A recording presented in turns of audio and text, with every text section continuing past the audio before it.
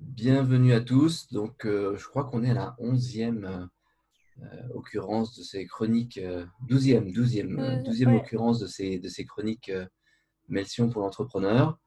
Nous allons aujourd'hui faire un numéro un peu plus court que d'habitude. Nous allons commencer par Patrick, qui a un sujet formidable. C'est la question du temps qu'on passe dans la journée et Hmm. de la reconsidération. Non, Alors, Sébastien? le sujet, vous allez le découvrir, c'est à propos des conjoints de l'entrepreneur. Donc, je partage mon écran Hmm. et est-ce que tout se passe bien pour vous? Ouais. Et donc, je commence par une question un peu polémique qui est entrepreneur, si vous n'avez pas le bon conjoint, restez célibataire. Et c'est quelque chose que j'ai entendu récemment et ça m'a choqué, ça m'a fait réfléchir et ça m'a permis d'aller recreuser un peu ce thème qu'on connaît bien, celui du fait que quand on est en entrepreneur, on est également parfois un conjoint, et donc on a parfois un couple, et donc que ça pose un certain nombre de questions. Donc, ma première réflexion, c'est qu'entreprendre est une course de fond, mais un couple aussi.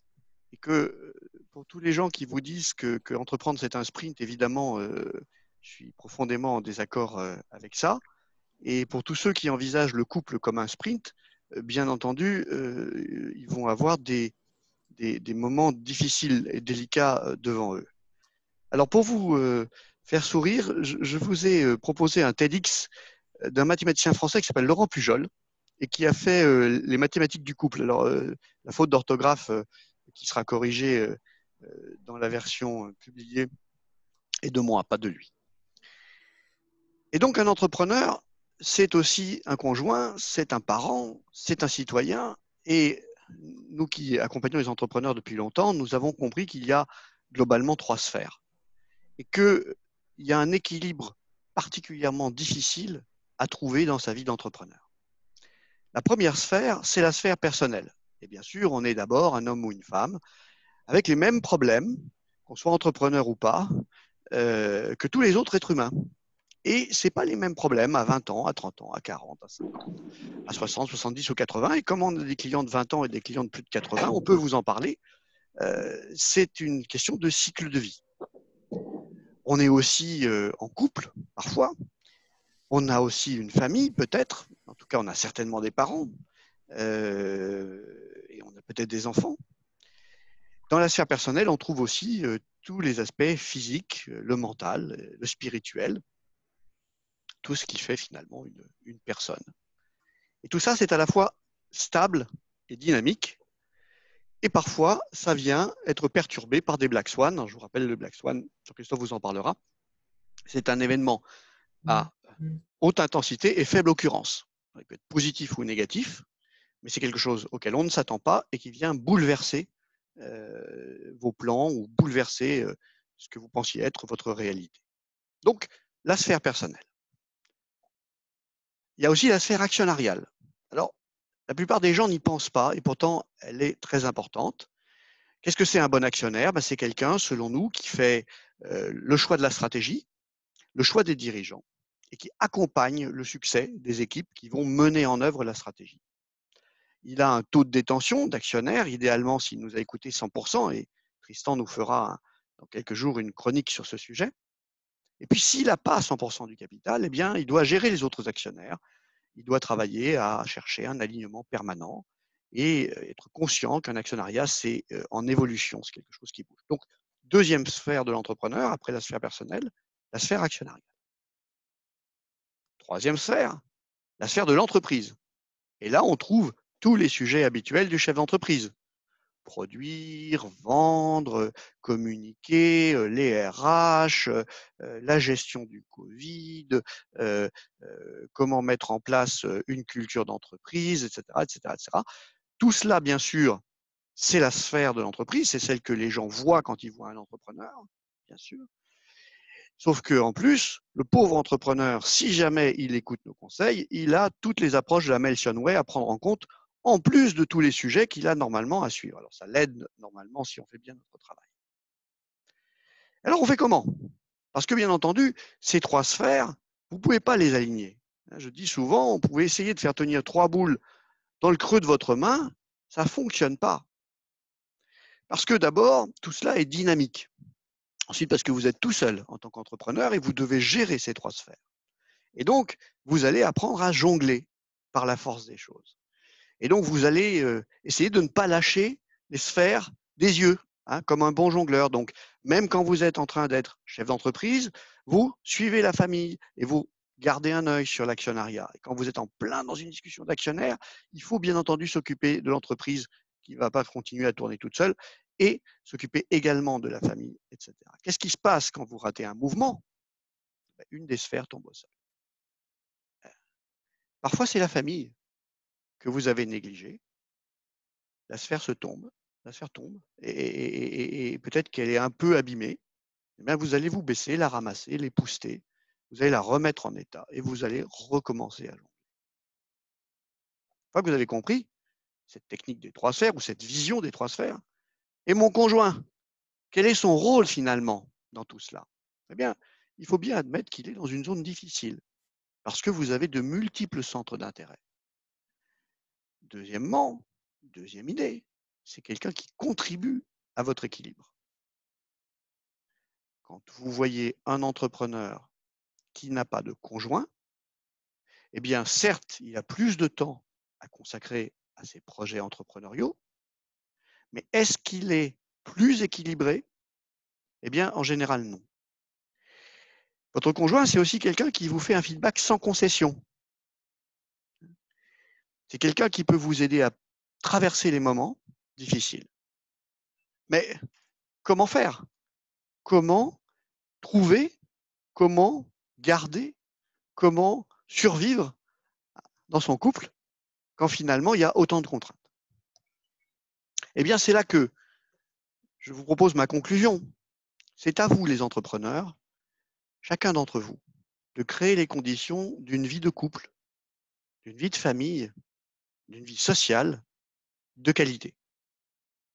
C'est votre responsabilité. Quelque part, c'est un projet plus important que votre entreprise actuelle. Il faut donc y investir l'énergie et l'attention nécessaires. Et à la question, faut-il un conjoint quand on est un entrepreneur? Je réponds à la fois oui, clairement. Vous ne pouvez pas, dans la durée, essayer de passer à travers toutes les difficultés de la vie, plus les difficultés de votre entreprise, plus les difficultés de votre actionnariat, seul. Il n'y a pas de recette miracle pour trouver le bon conjoint. Mais il y a une recette pour le garder. Et c'est celle que vous irez voir dans la vidéo que je vous ai recommandée, Les mathématiques du couple, de Laurent Pujol, que je vous mettrai en lien à la fois sur les réseaux sociaux et dans le chat dans quelques minutes. Super, merci Patrick. Est-ce que vous avez des questions sur ce sujet?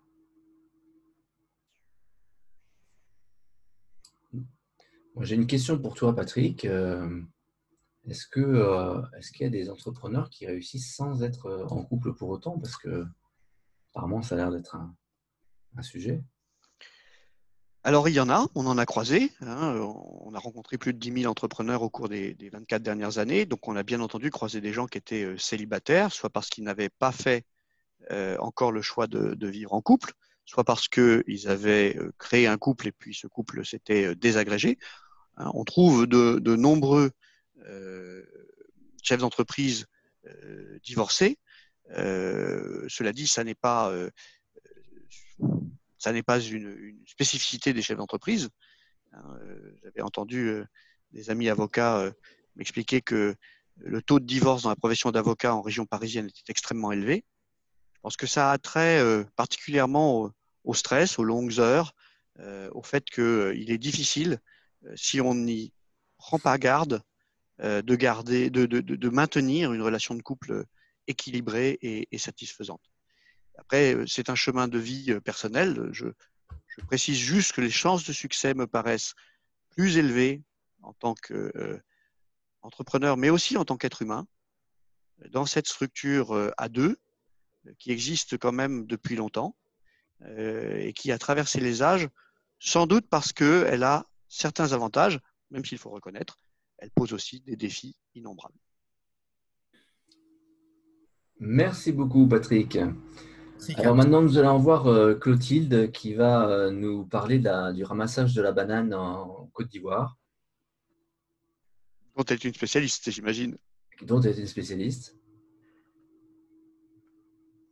Ah, tiens, Oui, je vois que finalement, tu as changé de effectivement, sujet. mais j'ai décidé de changer de sujet au dernier moment, finalement, parce que je ne me suis pas beaucoup documentée sur le ramassage de la banane, donc j'ai eu un petit peu de mal à être prête. Donc j'ai choisi un autre sujet à la dernière minute, voilà, j'ai choisi aujourd'hui de vous parler ce que j'estime être un super pouvoir pour vous qui êtes dirigeant et qui s'appelle l'écoute et plus particulièrement l'écoute active. Donc, il y a quelques mois, vous voyez l'oreille qui est sur l'écran. En fait, j'ai mis cette gravure en fond d'écran de mon téléphone. Et elle y est toujours d'ailleurs. Parce que j'estime que l'écoute, en fait, est une compétence qui apporte énormément de bénéfices à qui sait l'utiliser correctement. Voilà. Donc, personnellement, je l'ai mis sur mon fond d'écran parce que je souhaite me le rappeler à chaque moment de la journée. Je ne sais pas combien de fois par jour on utilise son téléphone. Voilà. Donc, ça illustre bien l'importance que je donne à ce sujet. Alors, c'est un sujet qui vient en prolongement naturel de mes deux chroniques précédentes. D'une part, sur l'isolement de l'entrepreneur, et puis d'autre part, sur la gouvernance d'entreprise, la gouvernance collégiale, qui est un des antidotes à l'isolement. Et donc, dans cette dernière chronique sur la gouvernance, je vous indiquais que pour bien s'entourer, pour créer de l'engagement, de la collégialité, pour faire émerger de nouvelles idées, en fait, ça nécessite de réaliser d'abord, si on ne l'a pas déjà fait, un travail sur soi-même et à savoir apprendre à écouter et accepter les avis contraires. Voilà. Donc, pour ma part, moi, je suis convaincue que l'écoute, c'est une compétence par laquelle on va distinguer les leaders. Et puis, je vous rappelle qu'en tant qu'entrepreneur, vous êtes tous des leaders en puissance. Donc, l'écoute véritable, en fait, c'est un sujet qui est extrêmement exigeant. On va pouvoir détailler ça par la suite parce que ça demande de la patience, de la capacité à prendre de la hauteur avant de répondre à ce qui nous est proposé, de la maîtrise de soi, en fait, quand on reçoit des propos dans un échange qui n'est pas satisfaisant pour soi-même. Donc, ça nécessite de dominer ses impulsions. Et elle implique aussi une prise de risque, parce que écouter, c'est forcément s'exposer à des idées qui peuvent être très différentes de ses propres idées. Et donc, ça suppose finalement, au bout du compte, une bonne dose de confiance en soi, de self-control. Donc, on en revient toujours et encore à la nécessité de faire un travail sur soi-même lorsqu'on est dans une position de dirigeant. Alors, ce que je souhaite développer avec vous aujourd'hui, c'est en quoi l'écoute active apporte des bénéfices dans le leadership. Je pense que l'écoute active, ça permet d'élargir le champ des possibles, d'une part, de créer de l'énergie, de libérer de l'intelligence, et puis d'être un habile vendeur et négociateur. Voilà. Alors, je voulais vous parler en petite introduction d'un ouvrage que j'aime bien. Il est possible que vous ayez lu, parce que c'est un ouvrage qui a eu beaucoup de succès. Donc, un ouvrage qui s'appelle « Trois amis en quête de sagesse », donc coécrit par Mathieu Ricard, Alexandre Jolien, qui est philosophe, et Christophe André, qui est psychiatre. Et dans ce livre, il y a un chapitre en fait, qui est dédié à l'écoute. Et dans ce chapitre, Christophe André, je trouve, en fait, nous apporte des éléments intéressants sur les trois mécanismes qui sont à l'œuvre dans l'écoute. Donc, ce qui nous indique, c'est que déjà, le premier mécanisme, c'est le respect de la parole d'autrui. Donc, respecter la parole, c'est ne pas juger ce qui nous est dit pendant que nous l'écoutons. Alors, c'est très difficile parce que notre cerveau est fait d'une telle sorte qu'on est en permanence en train de juger ce qui nous est raconté. Donc, j'apprécie pas, je suis d'accord, je ne suis pas d'accord, je trouve que c'est juste, je trouve que c'est idiot. Voilà, donc on a en permanence des jugements qui nous viennent à l'esprit. Et l'objectif de l'écoute véritable, c'est à chaque fois qu'on voit un jugement apparaître, c'est de s'en détacher, le laisser de côté pour mieux revenir à son écoute et en fait se concentrer sur ce qui nous est dit. Le deuxième mécanisme, c'est le lâcher-prise. Donc, on ne doit pas préparer sa réponse, voilà. Mais seulement écouter ce qui nous est dit. Donc, c'est une position qui peut être parfois un peu casse-gueule, parce qu'on a le sentiment que voilà, c'est un moment où on devrait essayer de prendre le dessus, argumenter, et on reste en retrait, ce qui n'est pas forcément évident. Mais l'objectif ici, c'est d'avoir une réponse qui sera plus adaptée, plus profonde, à partir du moment où en fait, on se refuse à la préparer dans un premier temps et on se concentre sur ce qui nous est dit. Donc on voit qu'on est sur des postures qui ne sont absolument pas naturelles. Et le troisième mécanisme, c'est la capacité à se laisser toucher. Voilà, donc on doit être capable de se laisser toucher, de se laisser émouvoir. Et donc, là aussi, on est dans la prise de risque parce qu'on doit rester ouvert à ce qu'on entend. Et on doit, en fait, faire preuve d'une certaine solidité intérieure. Alors, quand on est dans un état de vulnérabilité important, je pense qu'il est compliqué en fait d'être dans ce troisième mécanisme et de montrer de l'ouverture et de la vulnérabilité. Voilà. Donc, dans les bénéfices qu'on peut attendre de l'écoute véritable, on a le fait d'enrichir son univers et donc d'élargir le champ des possibles.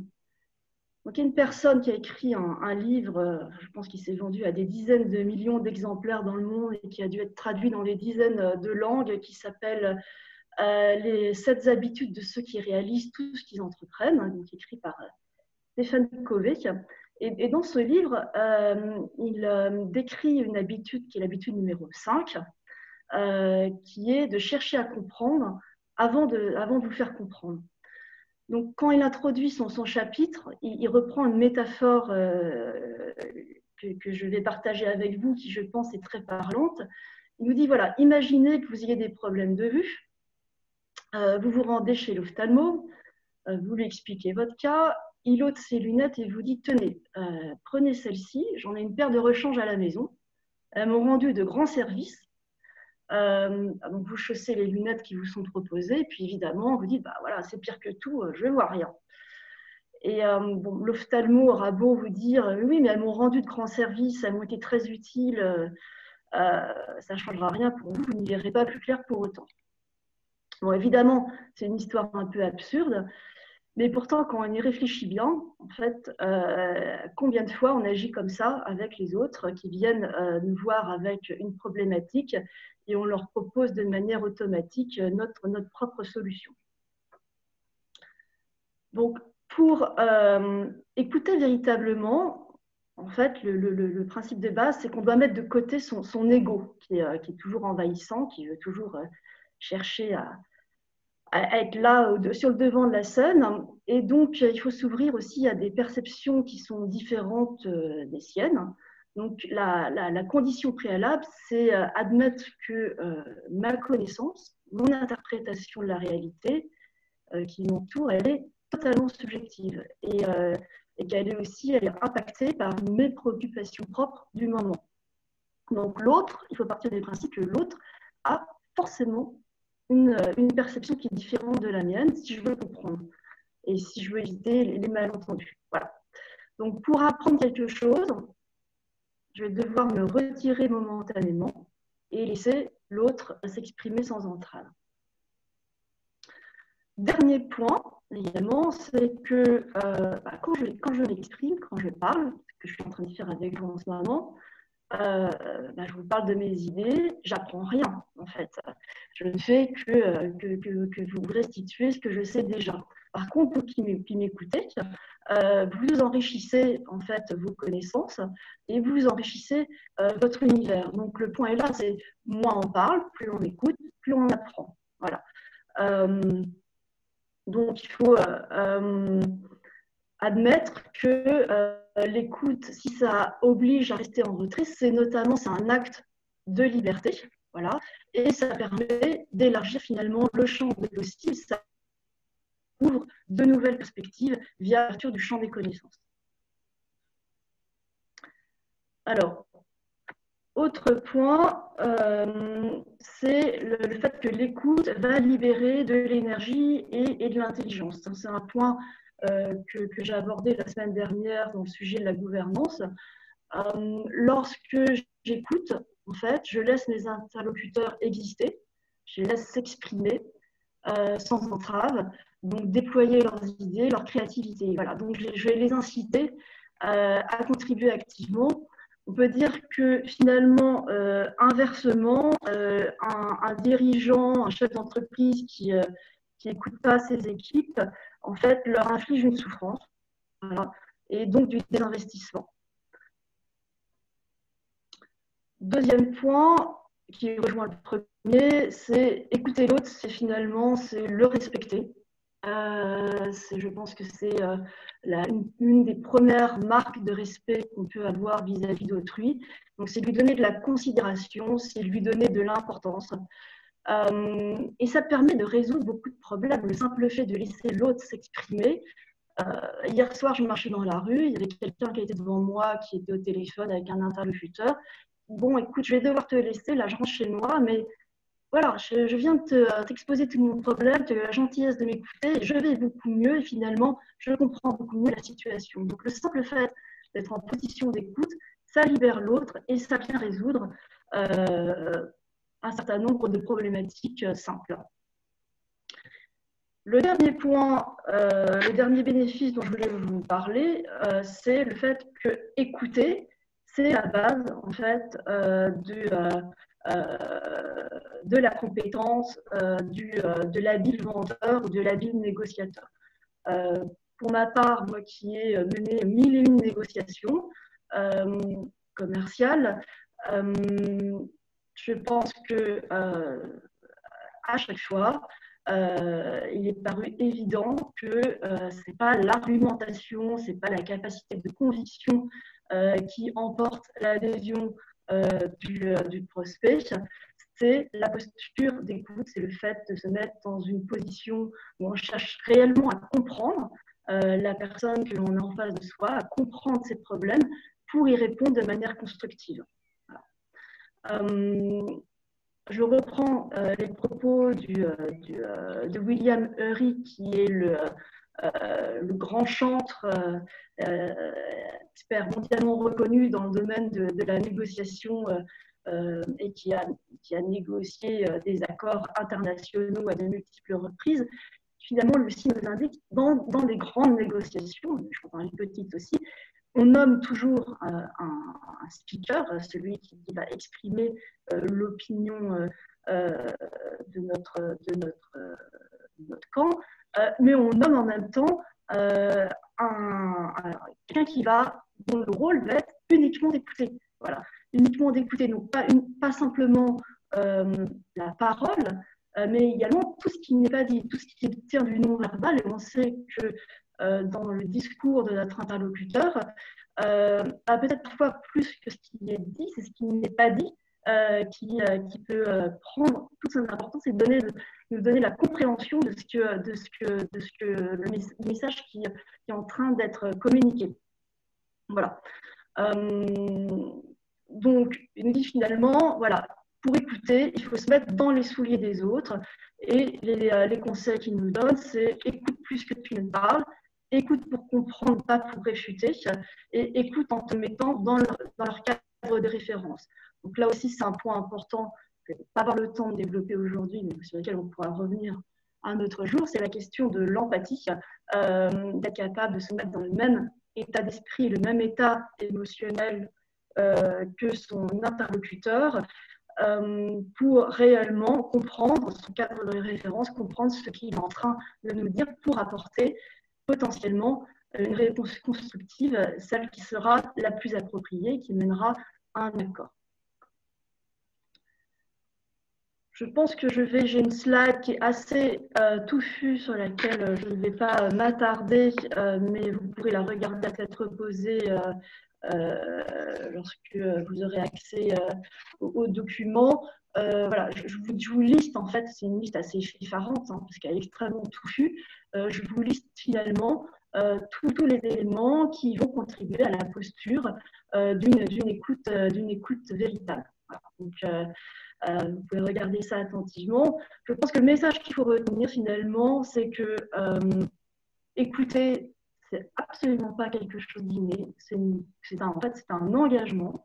C'est un engagement que l'on prend vis-à-vis de soi-même et vis-à-vis des autres et qui nécessite de l'expérience et répéter tous les jours, en toutes occasions, des occasions personnelles aussi bien que professionnelles. Alors pour finir, voilà, je garde finalement les mots de Stephen Covey qui, je pense, qu'il faut toujours garder à l'esprit, c'est que au bout du compte, toute bonne communication, toute relation constructive est basée sur le principe qu'il faut chercher à comprendre l'autre avant de se faire comprendre. Voilà, c'est le préalable indispensable. Voilà, j'en ai terminé de cette petite présentation, si vous avez des questions. Il y avait une question dans le chat. Merci beaucoup, Clotilde. Il y avait Sébastien qui demandait comment peut-on enseigner à ses collègues l'art de poser les bonnes questions. Alors, l'art de poser des bonnes questions, c'est tout un sujet qu'il faudrait développer par ailleurs, effectivement, qui est connexe à l'art d'écouter. Ce que l'on dit pour écouter correctement, c'est que finalement, la question ne doit pas interférer avec le discours de notre interlocuteur. Donc, il faut laisser l'autre s'exprimer jusqu'au bout. Et la question ne doit intervenir qu'au moment où notre interlocuteur réalise déjà. Donc, on ne doit pas interrompre l'interlocuteur pour lui demander des précisions. Il faut attendre qu'il termine naturellement son discours et que d'autre part, les questions qui sont posées doivent être posées pour venir approfondir le propos de l'autre et ne pas poser des questions qui vont faire digresser le propos de l'autre. Par exemple, si votre interlocuteur vous raconte ses vacances épouvantables à la montagne avec sa tante Annie, et si vous dites « Ah, mais au fait, ta tante Annie, est-ce qu'effectivement, elle a bien divorcé, elle était en procédure de divorce, etc. » Alors là, vous êtes en train de lui poser une question qui n'a rien à voir avec le sujet, qui va le faire digresser, alors que vous devriez lui poser une question sur ses vacances épouvantables, pourquoi, comment, etc. Et lui faire parler, lui faire décrire ses vacances et ses émotions. Et combien de fois, en fait, on pose des questions inutiles, justement, qui viennent faire digresser le propos de l'interlocuteur, au lieu de nous ramener au sujet de la discussion, au lieu de nous ramener à l'enjeu de la discussion. Merci beaucoup. Alors, il y a Bruno qui partage avec nous une idée, ouvrir le champ des questions, questions de fait, questions de sens et questions pro, questions perso. Je pense qu'il oppose question de fait et question de sens avec question pro et après il oppose question pro et question perso. Est-ce que Bruno, tu peux nous décrire un peu plus ces éléments? Oui, alors en fait, la première chose que j'avais envie de faire, c'était de demander à Sébastien qu'est-ce que c'est qu'une bonne question, évidemment. Et donc ça, c'est une question ouverte. Donc non, il y a pas beaucoup de choses qu'on peut dire là-dessus, effectivement. On peut parler de question ouverte, par exemple. C'est un peu ce que vient de, enfin, je pense que vient de certaine façon ce que vient de dire Clotilde en disant, on va prolonger, enfin, on va être avec la personne et on va prolonger et on va creuser finalement avec lui, hein, comme tu disais Clotilde, qu'est-ce qui s'est passé pendant ses vacances, etc. Et puis après, quand j'étais par rapport à ce que demandait Sébastien en disant comment est-ce qu'on peut enseigner, ça c'est pas si simple, mais peut-être une idée, ça peut être de dire comment on fait pour couvrir un champ aussi, enfin, et sortir, par exemple, quelque chose qu'on voit beaucoup, c'est souvent il y a beaucoup de gens qui restent très dans les questions de faits, en fait. Donc, par exemple, des consultants, ils sont très habitués à poser des questions de nature, ce qu'on appelle des questions cliniques, hein, les questions du médecin spécialiste.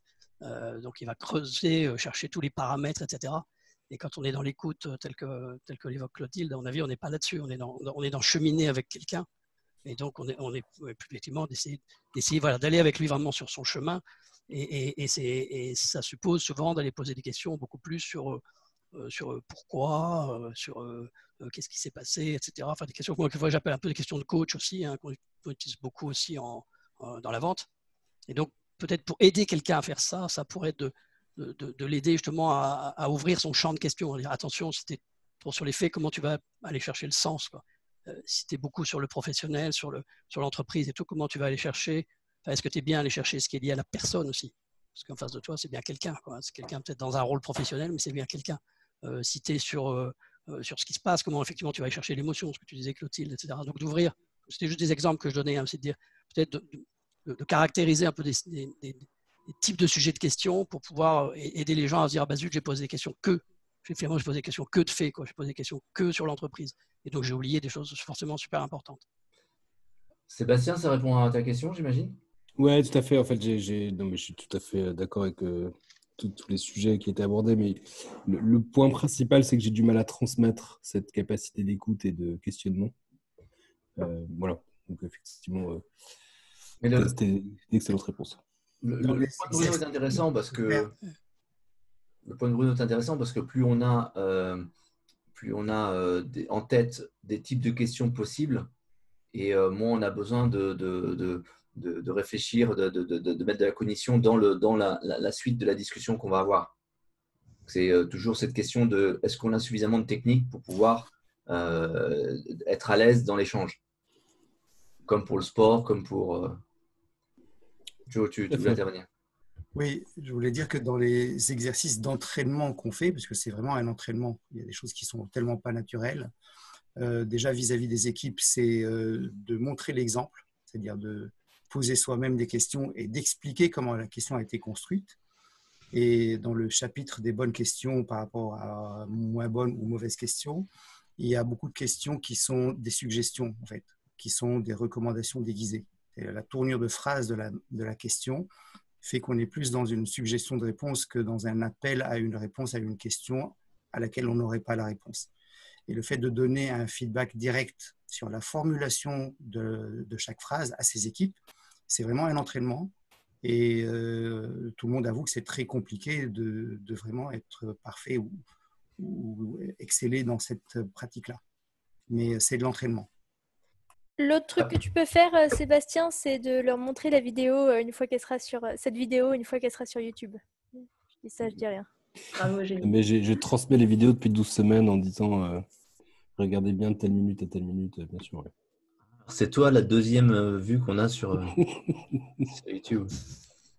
Clotilde, il y a une question pour toi de Florian. Le sujet de l'écoute active n'est-il pas corrélé au sujet plus vaste des soft skills et de l'apprentissage de leur maniement? Oui, bien entendu. Bien entendu. Ça fait partie des soft skills. C'est une compétence, je pense, du soft skills liée au leadership en général. Donc, il sera intéressant d'ailleurs dans nos chroniques qu'on balaye l'ensemble des soft skills liés au leadership. Hein. Ouais. Ça nous laisse des tas de sujets. Hein. Ouais. Impeccable. Bon, alors je vais moi vous proposer une…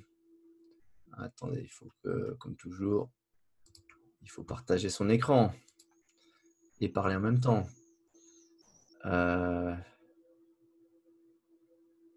Est-ce que ça, c'est le bon écran? Vous voyez une slide ou vous voyez toutes mes slides? On voit ta slide, tes slides de présentation, tu es en mode présentateur. Je suis en mode présentation. Ok, alors donc c'est pas là le bon écran que je vais partager. Hop, ça va être mieux avec celui-là. Parfait. Alors, je voulais vous parler de la série Incerto. Qu'est-ce que la série Incerto? C'est en fait, c'est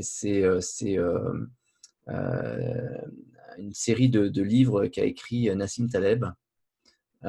Et Nassim Taleb a parlé, est connu pour cette idée de Black Swan. Et donc, il vient d'une expression latine qui disait qu'il n'y a quasiment pas plus rare qu'un cygne noir. Sauf qu'au au XVIIIe siècle, on a découvert en Australie des cygnes noirs comme une espèce existante.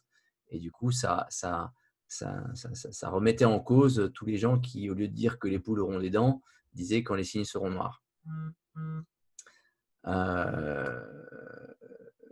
Alors, cette série, en fait, est composée de 5 livres. Ça a commencé en 2005, 2005 oui, ça. Par un premier livre qui s'appelle le hasard sauvage et qui, quelque part, est un livre de statisticien. Alors, Nassim Taleb, c'est un Libanais, et c'est pas grave, on est très ouvert chez Melsion, on est même capable d'accueillir des Libanais. Il est formé en France aux mathématiques françaises, il a un doctorat de mathématiques de la Sorbonne, et il va se former au business, il va faire un MBA à Wharton et va aller travailler sur les marchés financiers. Et sa surprise a été de voir qu'il était entouré par des gens qui n'y connaissaient absolument rien en mathématiques, alors qu'ils agissaient dans un univers de data. Et donc, son premier livre est un livre qui aurait pu être écrit par tout spécialiste des statistiques. C'est de dire, regardez, des gens, ils imaginent que la chance n'existe pas, ou ils ne voient pas à quel point la chance est autour d'eux. Donc, il va présenter des éléments qui sont assez classiques, comme le biais du survivant, hein, c'est-à-dire quelqu'un qui va réussir à jouer à la roulette russe et qui va expliquer que puisqu'il est toujours vivant, c'est bien la preuve que la roulette russe est un vrai métier. Alors, vous voulez des exemples de roulette russe, voilà, hein, ou bien on peut vous parler de Facebook.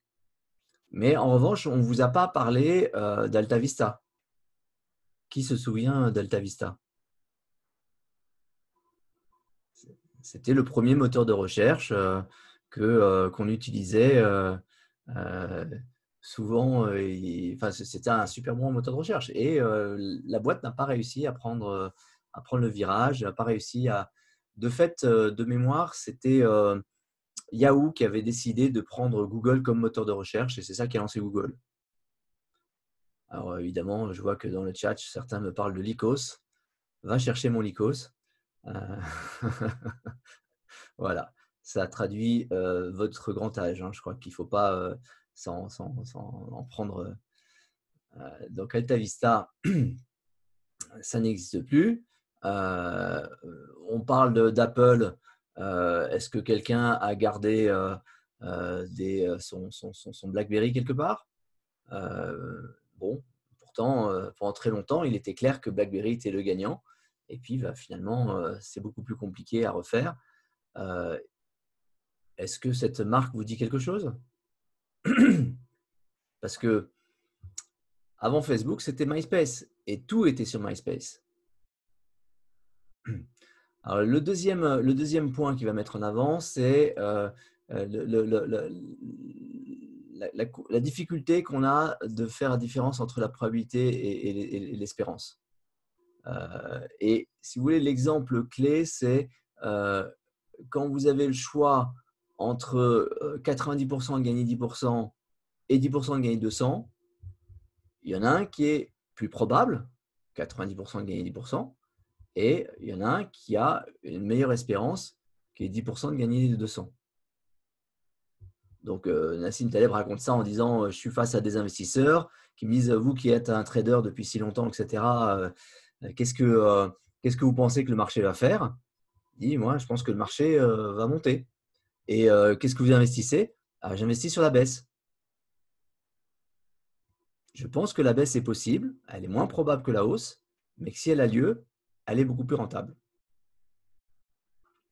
Après, il va évoquer le problème du Black Swan, qui va être l'objet de son livre suivant. Donc, on va en parler juste après. Et il parle du pari de Pascal en disant, écoutez, le pari de Pascal, hein, c'est est-ce qu'il faut croire en Dieu ou pas? Bon, voyons qu'est-ce qui se passe après. Donc, vous croyez en Dieu, vous dites que vous croyez en Dieu, vous arrivez face à vous mourrez, Dieu existe. Bon, bah, vous êtes face à votre Créateur, vous avez cru en Dieu, tout va bien. Dieu n'existe pas, bah, c'est pas grave. Vous avez dit que vous ne croyez pas en Dieu.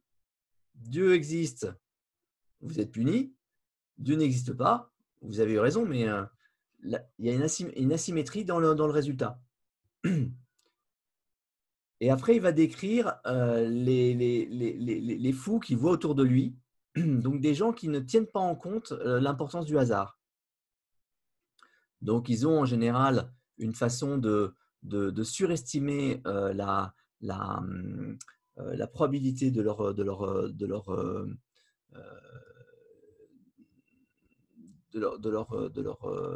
estimation du futur. Ils vont en général s'attacher à leur idée de manière déraisonnable. Ils vont au cours de route changer leur histoire. Ils n'auront jamais fait un plan pour le cas où ça se passe mal et donc ils ne sauront jamais s'arrêter à temps. Et bien sûr, ils vont être dans le déni. Donc, c'est la description, encore une fois, d'un mathématicien qui se trouve sur le marché financier et qui dit « mais c'est n'importe quoi ». Mais ça se retrouve dans la vie des entrepreneurs. Ça se retrouve de voir des gens qui sont apparemment sûrs de leur capacité à adresser le marché. Et puis qui vont s'attacher à cette position au-delà du raisonnable. Et qui, au fur et à mesure, vont réexpliquer le pourquoi ils ont pris cette décision et pourquoi c'était et en quoi ce qu'ils font maintenant est toujours la même chose que ce qu'ils faisaient quand ils se sont lancés. Évidemment, ils n'ont pas décidé à quel moment ils s'arrêtaient, donc ils persistent même quand ça commence à devenir très douloureux. C'est un sujet qu'on a déjà évoqué, qui est bien décrit par les psychologues, qui est ce qu'on appelle le piège abscon ou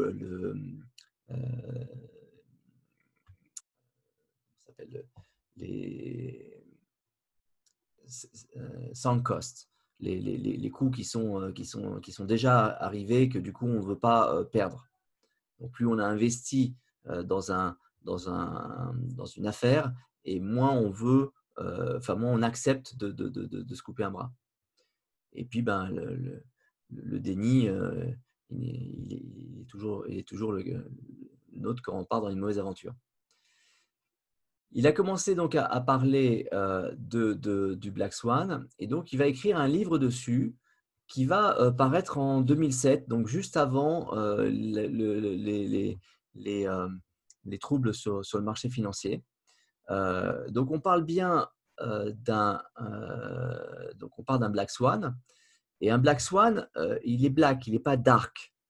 Ce que je veux dire par là, c'est que le Black Swan, ça dit qu'il est différent du signe blanc, mais il n'est pas forcément négatif. Il peut être très positif pour certains. Alors, quand son livre arrive, juste après, c'est les marchés financiers qui s'écroulent. Et les marchés financiers vont s'écrouler. À l'époque, le patron de Goldman Sachs va dire « Écoutez, on ne pouvait pas le savoir parce que la probabilité qu'un décalage sur le marché aussi important existe, c'était une fois tous les millions d'années. » Alors, ça fait doucement rigoler Nassim Taleb parce qu'il dit « Mais comment est-ce qu'on sait que c'est une fois tous les millions d'années? Est-ce qu'on a mesuré 1 million d'années de titres ?» Non, on a utilisé un modèle qui n'est pas adéquat. Et cette statistique qui présente que c'est une fois tous les millions d'années, en fait, on la retrouve en 1987, alors que le décalage n'avait pas été de 26%, mais de 17%, et qu'on explique que ça, c'est du jamais vu, et que donc du coup, ça ne peut pas arriver. Alors donc, la description du Black Swan, c'est 3 éléments. Un événement improbable. Donc, comme je vous le disais, jusque-là, on n'a jamais vu de journée qui décale de plus de 17%. Ah tiens, il y en a une de 26%. On ne savait pas que c'était possible. On pensait que c'était impossible. Des fortes conséquences. Forte conséquence, encore une fois, pas forcément négative. Ça peut être très positif. Quand vous appelez Google, le fait d'avoir été, de devenir le leader mondial de la recherche en ligne, c'est issu d'un Black Swan et ça a des très fortes conséquences. Et après, et c'est là où il y a un vrai problème, c'est que la troisième caractéristique, c'est qu'il est rationalisable. Il est rationalisable, ça veut dire on va toujours après se dire oui, non, mais ça, de toute façon, on aurait pu le savoir, on aurait dû le savoir d'ailleurs. Le tsunami de Fukushima, quand il arrive, c'est un événement qui avait été dans les yeux de tout le monde, qui était improbable. Il y a des tas de gens qui derrière ont dit, vous savez, des tsunamis, il y en a tous les 2 ans autour du Pacifique, mais quand même un tsunami de 7 mètres, c'est improbable. Les conséquences, c'est qu'il y a l'ensemble quasiment de l'industrie nucléaire, donc la production d'électricité du Japon qui a été mise à l'arrêt. Les conséquences, par exemple, c'est que tous les gens qui vendaient des centrales nucléaires et qui étaient à cette époque-là en train de se dire bon, bah, c'est génial avec la notion de réchauffement climatique, nous on fait partie des productions d'énergie qui ne produisent pas de CO2, on est dans un beau temps. Tout d'un coup, ils se sont retrouvés mis à l'encan avec des surcoûts qui sont venus s'imposer parce qu'on leur a demandé systématiquement de réévaluer le risque tsunami, y compris quand on a une centrale nucléaire à côté du Rhin. Rationalisable, eh ben, c'est cette façon qu'on a de dire après, mais ouais, de toute façon, le tsunami, c'était évident, il fallait s'y attendre, et puis les Japonais n'ont pas fait ce qu'il fallait. Alors, je vais vous donner un exemple que donne Nassim Taleb de cette rationalisation. Ce n'est pas dans le livre, c'est dans une de ses conférences. Il va parler du déclenchement de la Première Guerre mondiale. Donc, comme vous êtes tous des anciens élèves brillants, vous savez que c'est lié à un attentat qui a tué l'héritier de l'Empire autrichien et que cet attentat a été perpétré par des Serbes et donc ça a été le début d'une machine infernale qui ne pouvait mener qu'à la guerre, c'était bien évident. Sauf que quand on regarde dans les signes qui auraient pu nous laisser penser que c'était évident, ben on n'en trouve pas. Ce que je veux dire par là, c'est qu'il y a des historiens qui se sont demandé est-ce que les marchés financiers ont varié dans tous les sens? Est-ce que les marchés financiers se sont posés des questions sur la probabilité d'une guerre? Il n'y avait aucun signe de stress sur les marchés financiers pendant toute la période qui précède le déclenchement de la Première Guerre mondiale. Et même pire que ça, en 1910, le prix Nobel de la paix va à un livre qui dit qu'il n'y aura plus de guerre en Europe puisque en fait, les économies européennes sont trop entrelacées pour pouvoir supporter une guerre. Et figurez-vous que pour renforcer cette idée d'aspect complètement improbable et impossible à prévoir à l'avance, il faut savoir qu'en 1911, la France et l'Allemagne ont failli rentrer en guerre du fait d'un différend sur le Maroc. Les Allemands, c'est ce qu'on appelle la crise des canonnières. Les Allemands avaient envoyé une canonnière devant le port d'Agadir en disant aux Marocains, vous n'avez peut-être pas choisi les bons protecteurs. Et la France, donc, du coup, a dû sortir le grand jeu et il y a eu une mobilisation générale et on était prêt à aller à la guerre. Et la personne qui a réussi à négocier un retour à la normale, c'est quelqu'un qui s'appelle Joseph Caillot. Et il n'a pas été capable de le refaire en 1914 Parce qu'en mai 14, donc 3 mois avant les événements, sa femme est allée tuer le rédacteur en chef de l'Aurore, ce qui est quand même un événement assez improbable. Du coup, il a dû démissionner et il n'était plus en poste au moment où les événements se sont produits.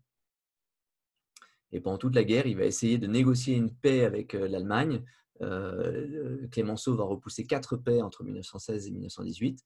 Et Clémenceau va réussir à le faire condamner pour intelligence avec l'ennemi alors qu'il est député. Donc c'est une illustration, à mon avis, très claire de la prégnance de ces Black Swans. Pour Nassim Taleb, les Black Swans sont partout et expliquent 90% de ce qui nous arrive. Alors lui, dans le livre, il cite un exemple qui est l'exemple de la dinde et de Thanksgiving. Tous les jours, la dinde a un gentil monsieur qui vient lui apporter un peu plus de nourriture. Et la veille de Thanksgiving, elle pense que le lendemain, c'est très clair, elle va encore avoir un peu plus de bouffe. Et en fait, le gentil monsieur vient lui trancher le cou et elle va être donnée à manger aux Américains pour fêter la Thanksgiving. Nassim Taleb va parler d'une différence entre le known unknown et le unknown unknown. Il va dire finalement ce que vous pouvez faire face aux Black Swan, c'est les envisager, ce qui ne permet pas d'en faire des white swan, d'en faire des signes blancs, mais ça permet d'en faire des signes gris, c'est-à-dire des signes, on sait qu'on ne sait pas. On sait qu'on est fragile, on sait qu'on a un risque, mais le fait de le savoir nous permet de mieux réagir au moment de la survenue du Black Swan. Il va parler après de l'écart qu'il y a entre ce qu'il appelle le médiocristan et l'extrémistan. Pour vous illustrer ça, imaginez-vous dans un grand restaurant, grand par le nombre de personnes que vous y trouvez. Mettons que vous ayez un millier de clients. Si vous devez estimer le poids total des gens qui sont dans la salle, c'est quelque part entre 7 tonnes et 7 tonnes 5. 1000 fois 75 kg, 1000 fois 70 kg. Si le plus léger de la salle sort et est remplacé par l'homme le plus lourd du monde, qui doit faire 300-400 kg, vous avez quelqu'un qui fait 30 ou 40 ou 50 kg qui sort, quelqu'un qui fait 300-400 kg qui rentre. La moyenne, la moyenne ne va pas changer. La moyenne va passer de 70 kg à 70 kg 5. Donc, ce n'est pas un changement. Maintenant, si vous cherchez à estimer la richesse des gens qui sont dans la salle, probablement, vous allez avoir 1 millier de personnes qui ont une richesse moyenne de 200 000 euros. Donc, ça veut dire que vous avez dans la salle 200 millions d'euros. Si vous faites sortir le plus pauvre et que vous faites rentrer l'homme le plus riche, les 200 millions d'euros vont devenir 70 milliards,200. On est dans l'extrémistan. On est dans un monde où les mesures aux extrêmes peuvent changer énormément. Or, on n'est pas sensible à ça. On n'est pas sensible à ça. On a un aveuglement au Black Swan.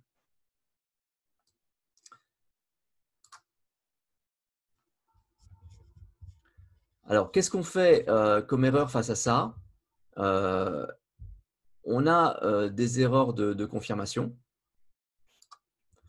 C'est-à-dire que, par exemple, quand on pense que les entrepreneurs à succès sont les entrepreneurs qui ont largué l'école, eh ben, on va voir regarder Bill Gates, regarder tous ces gens-là, mais on regarde pas, on va pas chercher l'inverse. L'erreur dans le narratif, c'est le fait de par exemple, être non pas à regarder les statistiques, mais à écouter les histoires. Si on vous parle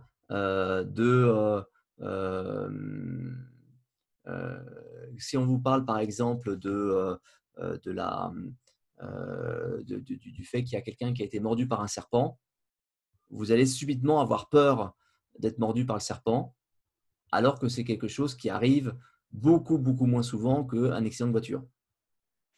Donc, encore une fois, ce sont des choses qui sont bien connues des gens qui pratiquent les statistiques, mais on le fait néanmoins tout le temps. Troisième point, c'est qu'on n'est pas programmé pour le Black Swan. Et là où ça concerne l'entrepreneur, c'est que si on ne réussit pas, c'est donc qu'on n'est pas bon. Alors que la réussite, c'est le overnight success après 9 ans de travail. C'est le succès sur les entreprises. Ça a été mesuré en France avec l'étude de ce qu'ils appelaient les gazelles. Les gazelles étaient des PME qui passaient en 2 ans ou 3 ans de 10-20 personnes à 200-300 personnes. Et les gazelles avaient 15 ans d'âge en moyenne quand elles se transformaient en gazelles. Donc, c'est évidemment pas du tout l'image qu'on en a.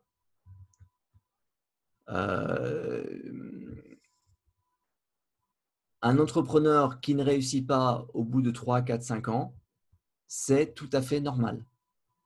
Pourtant, s'il est accompagné par des investisseurs, c'est un échec.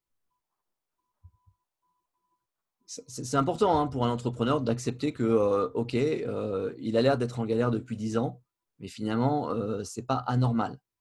C'est mieux de ne pas être en galère, mais quand je dis pas être en galère, ça peut être d'avoir juste de quoi se payer et des clients qui nous respectent.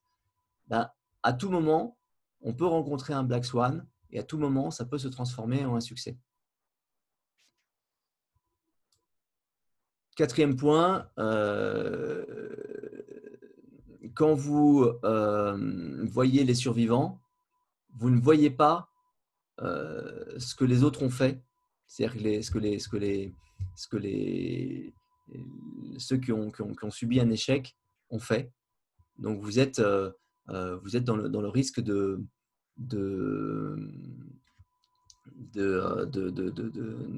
vous focaliser sur ce qui a l'air d'être une réussite, qui a l'air d'être nécessaire à la réussite, mais qui en fait ne décrit pas bien en quoi cet effet a été, cette raison de gagner a été testée par des tas d'autres qui n'ont pas réussi.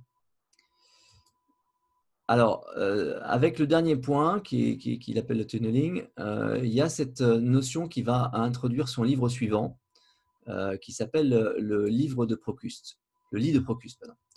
Donc, Procuste était un type fort sympathique qui avait une auberge et qui accueillait très bien les voyageurs, sauf que le lit qu'il avait, si vous teniez pas dedans, il s'arrangeait pour qu'il soit à la bonne taille. Et ce que Nassim Taleb entend dans ce livre, c'est toute cette notion que l'on a de ne pas vouloir regarder la réalité ou pas vouloir regarder les faits tels qu'ils sont parce qu'ils ne collent pas avec notre modèle. Donc, le lit de Procuste, c'est le modèle, et puis les autres, la réalité, on va la transformer pour qu'elle colle avec le modèle. On va étirer les gens qui sont trop petits et couper les jambes de ceux qui sont trop grands. Dans son livre suivant, Nicolas Taleb va parler Nicolas Taleb va parler de l'antifragilité. L'antifragilité, vous connaissez tous ce qui est fragile. D'accord ? On tape dessus, ça se casse. Et Nassim Taleb dit qu'il n'y a pas de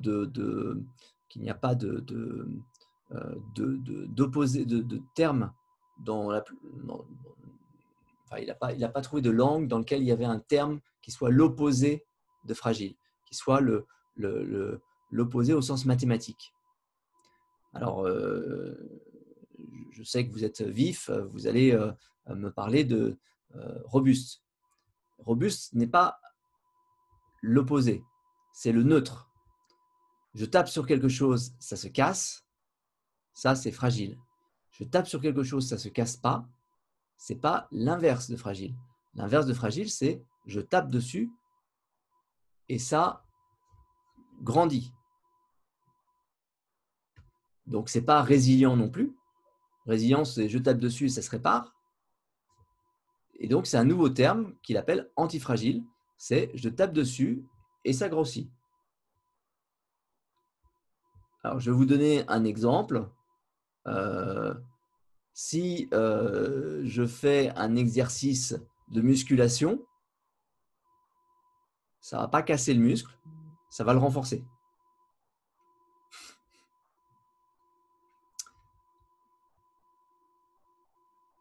Donc, ces trois éléments-là, fragile, robuste, antifragile, c'est des choses qui sont qu'on voit avec le temps ou avec les stresseurs ou avec le hasard ou avec l'incertitude.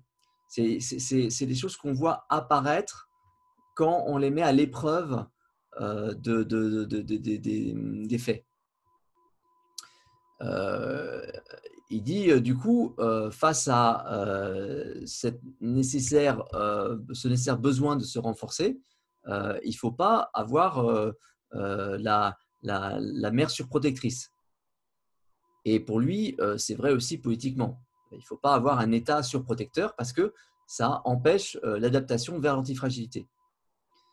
Après, il parle d'un truc assez complexe qui est la concavité par rapport à la convexité. En gros, c'est de dire, c'est de dire mais assez simple. Vous n'allez pas avoir la même musculature si vous soulevez une fois 100 kg ou si vous soulevez 10 fois 10 kg. De la même façon, ce n'est pas la même chose avec une voiture de rentrer 10 fois dans un mur à 1 km/h ou de rentrer une fois à 10 km/h. Ce n'est pas le même effet sur la voiture. Et je ne vous parle pas de rentrer 10 fois à 10 km/h ou de rentrer une fois à 100 km/h. Il y a des événements qui montrent la fragilité ou l'antifragilité d'un système.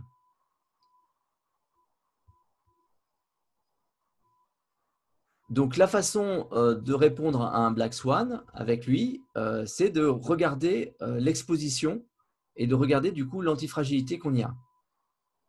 Et après ça, il va proposer ce qu'il appelle le barbell strategy, c'est-à-dire une stratégie qui cherche à avoir d'un côté des revenus réguliers et suffisants et de l'autre côté des investissements sur des choses à très haut rendement et très haut risque.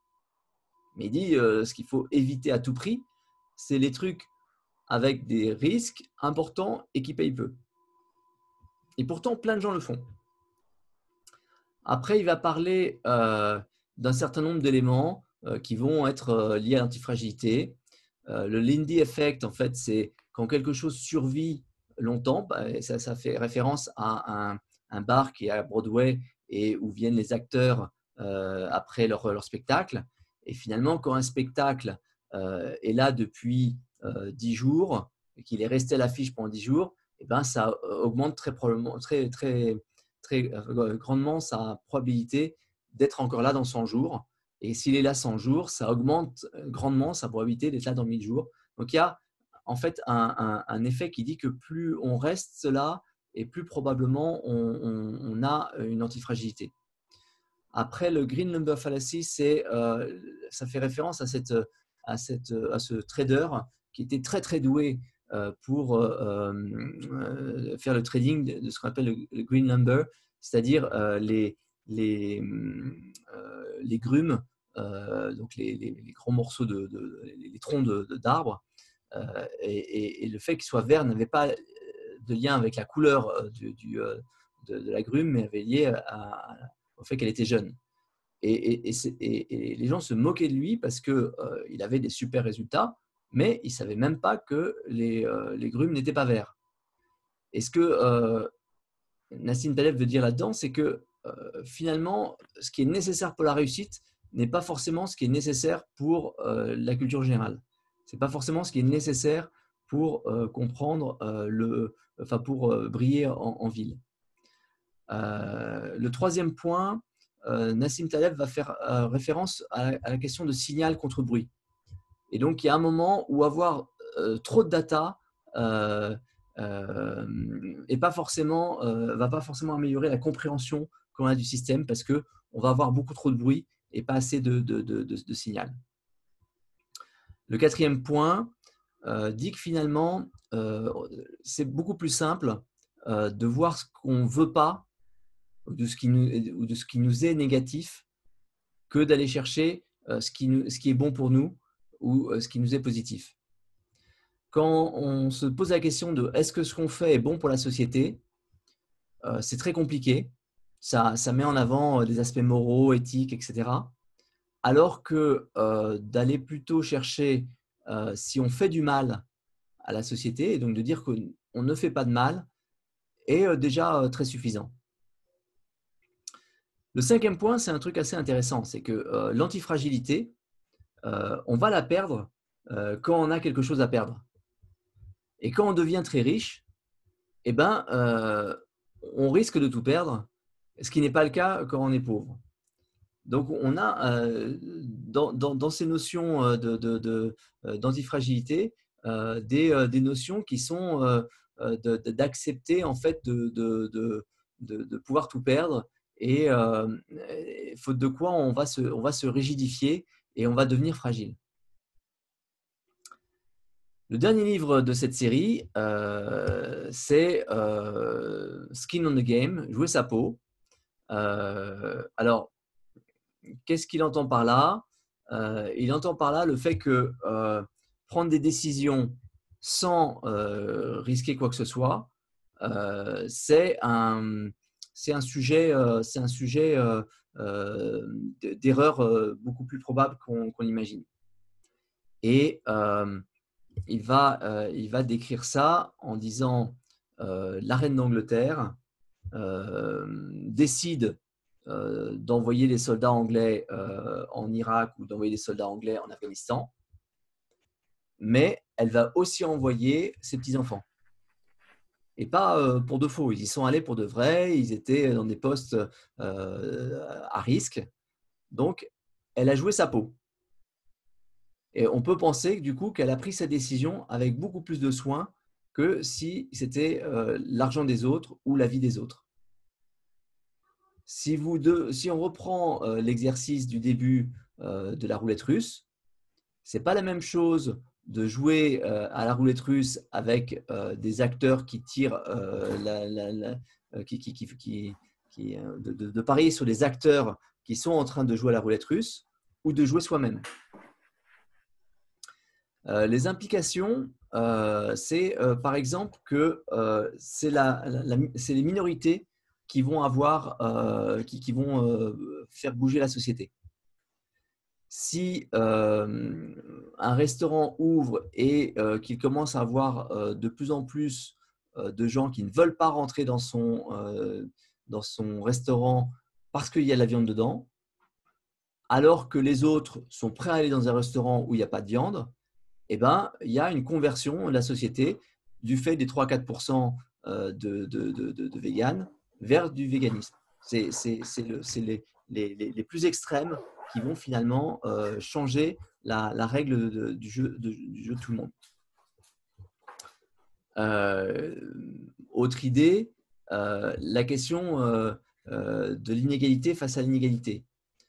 Quand on regarde la répartition de la richesse aujourd'hui, si on dit que 10% des gens ont 50% de la richesse, c'est inacceptable si les 10% restent toujours les mêmes. Mais si les 10% ont un risque, s'ils jouent leur peau, alors ça devient quelque chose d'acceptable que de dire oui, mais enfin, si ces 10% sur 20 ans ne sont plus les mêmes, alors qu'importe parce que tout le monde a sa chance. Et c'est la notion du skin on the game. Alors, ce que dit Nassim Taleb, c'est que le fait d'être dans une société où on joue sa peau va avoir des impacts. Le premier, c'est que la prise de risque va permettre d'apprendre. Ça veut dire que si vous promenez avec votre chien sur le bord de la plage et qui vient très proche de la mer et qu'il y a une vague qui l'emporte, si jamais il réussit à revenir sur la berge, il va prendre des précautions et il va aller beaucoup moins proche de l'eau la prochaine fois. La prise de risque permet de privilégier la compétence.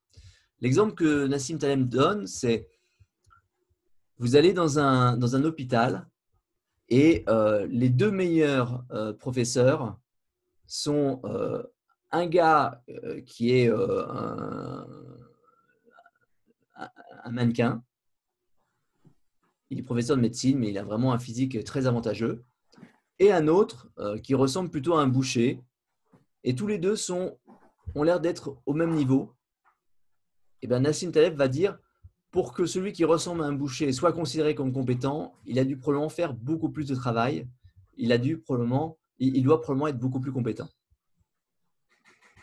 Et donc, c'est intéressant de se dire que c'est parce qu'il y a de la prise de risque, parce que la société met en avant le fait que celui qui fait des actions est à risque, et celui qui a réussi dans ce monde-là est beaucoup plus probablement compétent. Après, il met en avant le fait que les idées, si elles ne sont pas confrontées à l'action, vont devenir complètement fausses. Ce qui va se développer, c'est le fait qu'elles paraissent logiques, qu'elles paraissent raisonnables, mais pas qu'elles soient vraies. Jean-Christophe, il te reste 1 minute. Eh bien, écoute, on arrive sur la fin de toute façon, puisque c'est le dernier livre. Donc, la prise de risque va nous amener à changer nos comportements, comme le chien tout à l'heure. Donc, elle permet d'augmenter la survie de la société et elle permet de mener une vie honorable. C'est-à-dire que c'est parce qu'il y a ce risque qu'on va aligner ses actes sur sa pensée, ou plutôt aligner sa parole sur ses actes. Et donc, en fait, quelqu'un qui prétend quelque chose mais qui ne le fait pas va perdre sa crédibilité dans une société où la prise de risque compte. Alors, quelles conséquences on peut tirer pour l'entrepreneur de cette série de livres qui sont des livres pas simples à lire, qui demandent du temps, qui sont très profonds, mais qui sont essentiels à la pensée d'aujourd'hui. Moi, j'ai tendance à considérer que Nassim Taleb est l'équivalent d'Aristote ou au moins de Platon. C'est un philosophe de grande importance et qui est notre contemporain. Alors, à noter ce que je vous disais tout à l'heure, la non-linéarité de la réussite, c'est le fait qu'un entrepreneur, il peut galérer 10 ans et réussir l'année d'après. C'est non linéaire. Et c'est très rassurant pour un entrepreneur de savoir que son absence de résultat ne dit rien de sa capacité, ne dit rien d'à quel point il est bon. Investir dans la start-up et ne pas être la start-up dans laquelle les gens investissent. C'est-à-dire qu'il y a une asymétrie entre celui qui met de l'argent dans la start-up et celui qui met tous ses œufs dans le panier et qui prend le risque d'avoir fait ça pour rien. Donc, vous, en tant qu'entrepreneur, qu'est-ce que ça veut dire? Ça veut dire que vous avez intérêt à vous créer vos propres petites startups on the side de votre business plutôt que de transformer votre entreprise en une startup tout ou rien. Sortir de la gaussienne. Alors, là, on revient sur le livre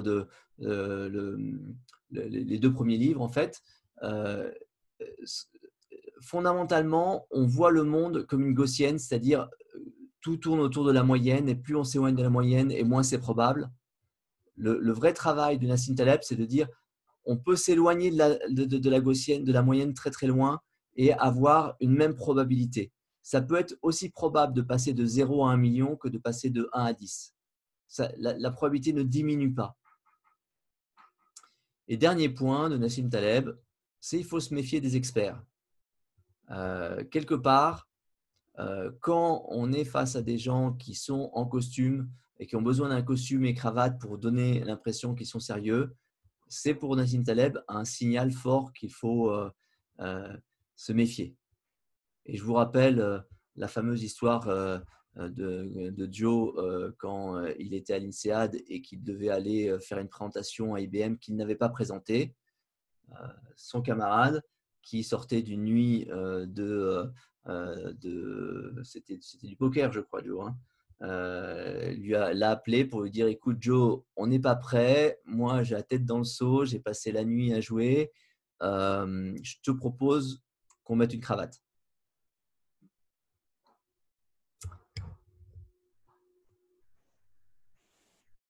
Voilà, merci à tous. Est-ce que vous avez des questions? Est-ce que ça vous a donné envie de lire ces 5 livres et donc d'occuper votre été avec? Ouais, n'hésitez pas à mettre ce que vous avez pensé des livres si vous les avez déjà lus dans le chat. Ah, il y a Florent qui demande par lequel faut-il commencer? Alors, c'est une bonne question. Je pense qu'il faut commencer par le dernier. Et qu'en fait, c'est une série qui se lit plutôt par la fin.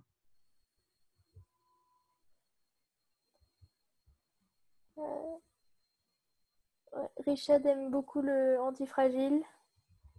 C'est vrai qu'il y a beaucoup de redites dans l'ensemble de ces livres. Et pour autant, à chaque fois, c'est quand même un angle un peu différent. Nassim Taleb lui-même dit qu'à chaque fois qu'il a écrit un livre, en fait, il a repris tout le reste et rajouté comme pour remplacer tout ce qui a été fait avant. Mais il y a beaucoup de richesse à revenir un peu plus profondément dans chacun des autres livres.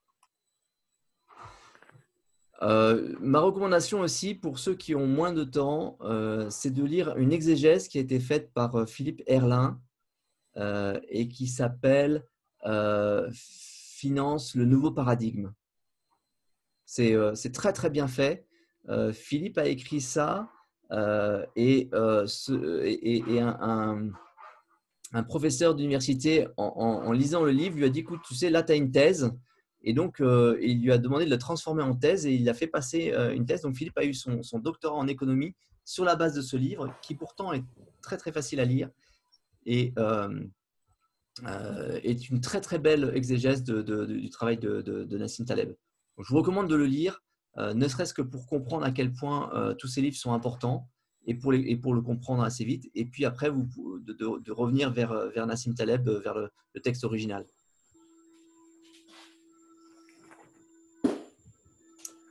Bien. Ben, écoutez, merci à tous pour votre présence à cette 12e chronique. C'est toujours très agréable pour nous de savoir que vous êtes intéressés par cette chronique et qu'elle vous apporte quelque chose. Et puis, on espère vous revoir la semaine prochaine à la même heure. Donc, le nouvel horaire, je vous rappelle, est à 10h30, ce qui permet de laisser un peu plus de temps pour ceux qui ont besoin d'aller à un déjeuner après. Merci à tous. Bonne journée. Geoffroy, on ne t'entend pas si tu essaies de nous parler. Est-ce qu'on a droit au lien vers la présentation de Jean-Christophe pour reprendre les titres des bouquins?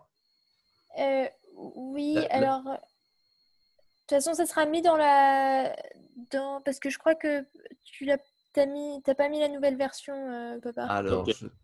Bonne question. Enfin, c'est assez facile. Il faut que je. Mais au pire, ça sera.